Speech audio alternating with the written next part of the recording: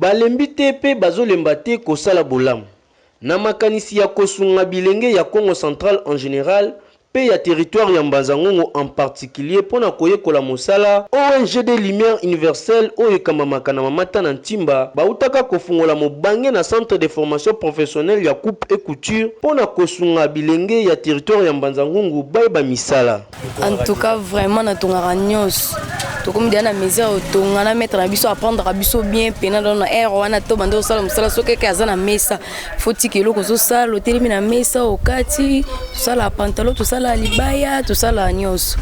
donc na minute soke sengi ke to kende to ko kende pona yebi na zana implice na mutu na okena na ko apprécier belé ya ebelé pona vanda ki na ndako na yebe lokote to vanzika boto souci on jemo boyé te bimi to kanisa ke on lokwa ba on jemo sous mais to se retrouver ke eza lokwa ba on jemo sous te ke lokuta ba yeba kosi ba to te mais o pena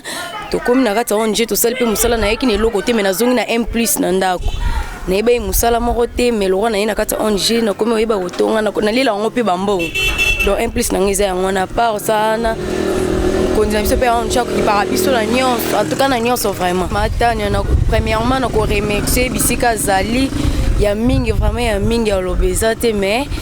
mutema malamu oyo aza nango esuka awa ta continue nango ti liboso biso pe vike alakisi biso moso tokolakisi mutema mabe te tosunge ti liboso tokontinue akende bato baomona na baosoutenir ye do baozanga te baomona na ebele nsima ya koyoka bilenge oyo formateur principal ya ONG des Lumières Universelles ye mpe ataisaki lolenge baformation ezali kotambola nyonso ekendaka malembe donc ndenge moko kaka na mwana oyo azake abandi na premier primaire.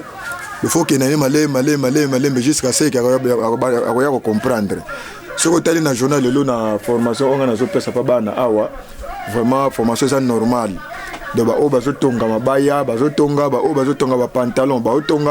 parce que c'est la première promotion na biso. De sengile qu'il faut penza to zo bango penza à tête reposée parce que lobi nango ba madame mususu o to ko tchana ba centre na biso mususu to ko fongolisa ba ko uta awa. Alors ceux qui bano te former bango bien que c'est que atabano bakozwa kuna bakozala kaka mal formé. Bandeko boye ba ete objectif ya ONG des Lumières ezali ya kosunga bilenge bayeba misala po ete mosala ezali papa na mama.